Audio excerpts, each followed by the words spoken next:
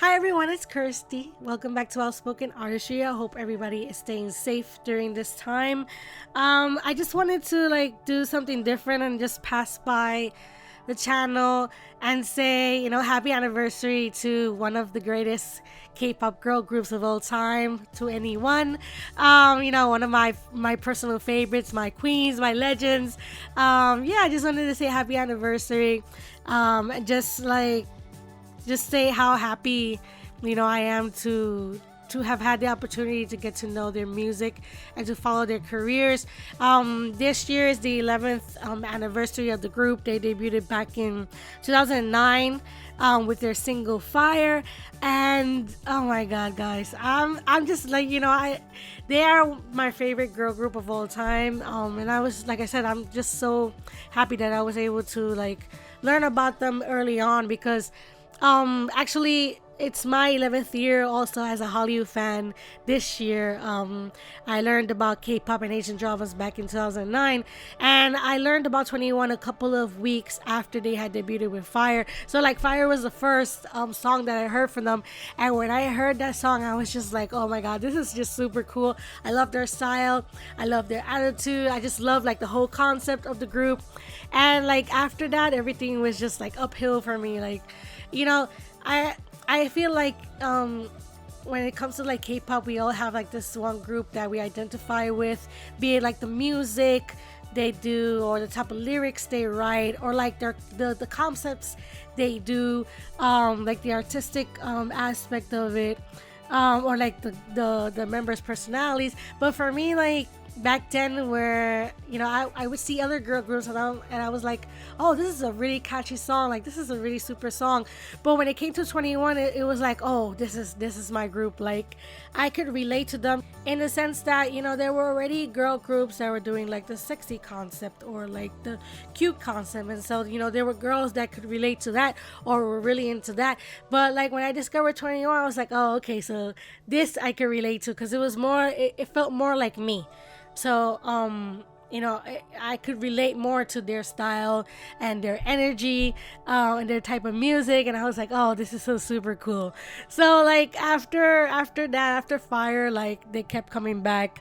And with each comeback, I just fell more and more in love with them.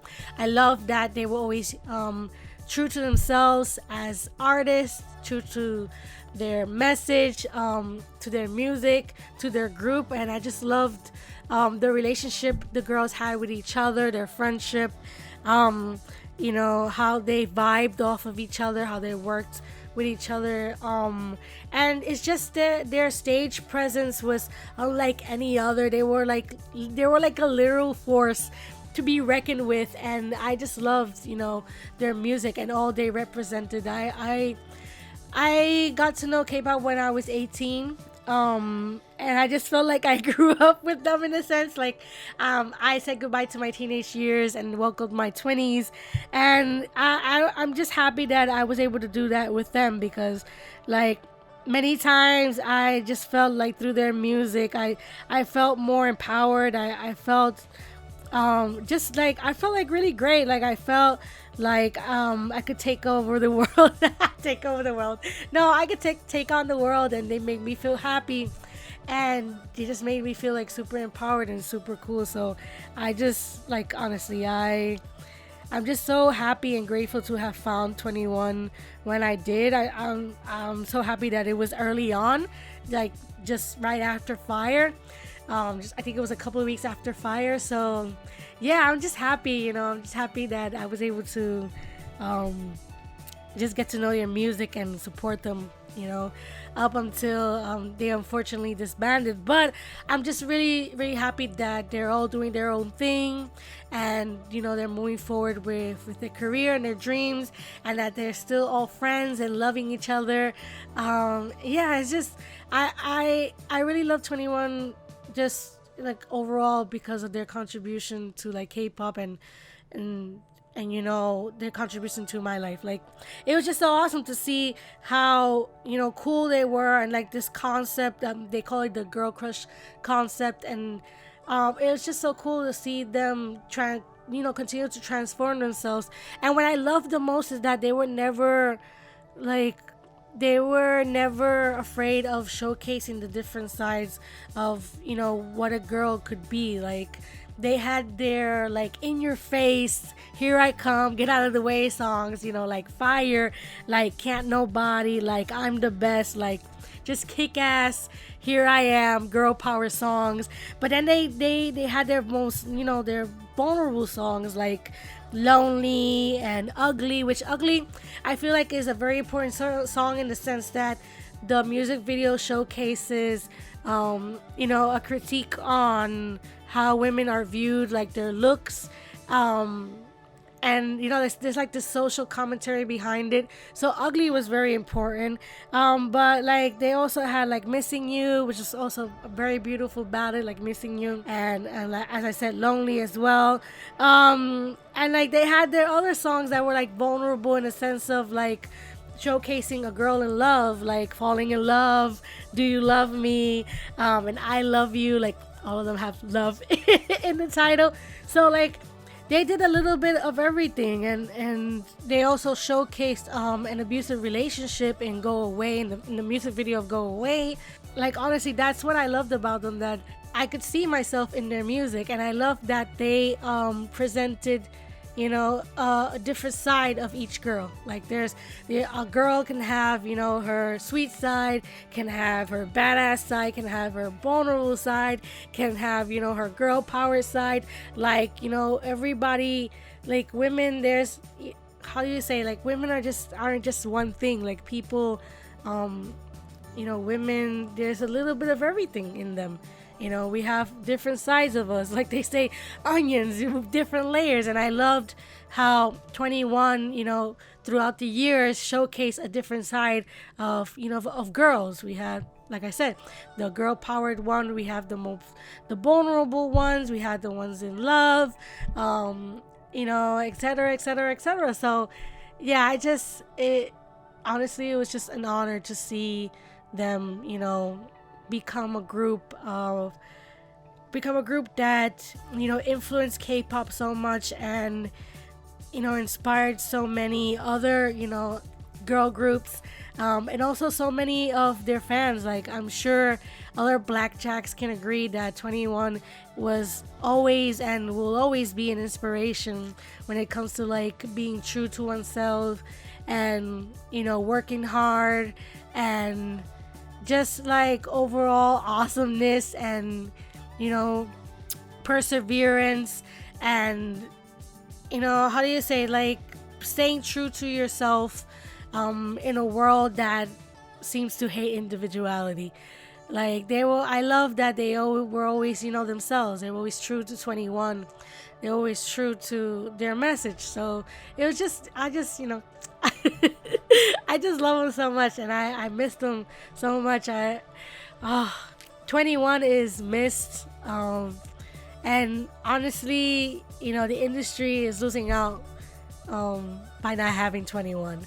Because I feel like each group that's out there has something to contribute to the industry, and I feel like 21's contribution, it wasn't still, how do I say, 21 still had a lot to contribute. I feel like they were cut short, so I feel like they still had a lot of music to do, a lot of contribution to do, a lot of history to do, but I'm just like really happy to have spent so many years with them, with their music, like you know what I mean, like being their fan, and with their music. And I just wish I wish Bomb and Dara and CL and Minzy all the best in the world. I hope everything goes well for them in the future. I love seeing what they're doing. Parpum, she's already back in the industry. She's doing her thing, her music. The last thing, the last show that I saw of hers was Queendom, which was a couple of months ago, so I was glad that she was on that as well. Dara is always working. Dara is always doing something. Like I swear she's always doing something, and it's so awesome that she continues to work. She's such a hard worker, such a go-getter. I know that she's hosting. She has a show, like a panel show, with other ladies in the industry. And also she has a musical. I think it's another Oh Hey Young, if I'm not mistaken. I've seen like things on Twitter about, her schedules.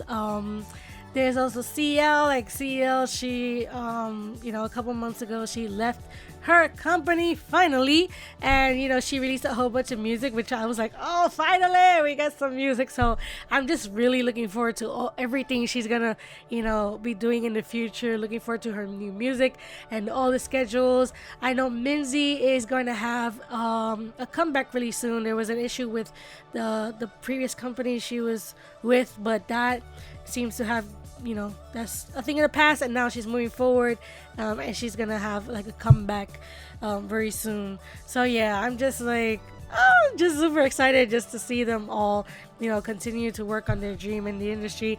And who knows, maybe one day they could come back all together and do maybe like a single or something. Who knows, like at this point anything is possible. Like they could come back and do a single maybe, or like a reunion of sorts and do like a mini album or something. I think anything is possible. Maybe in the future, when they have more time and they're more settled in the industry, I feel like that could be something.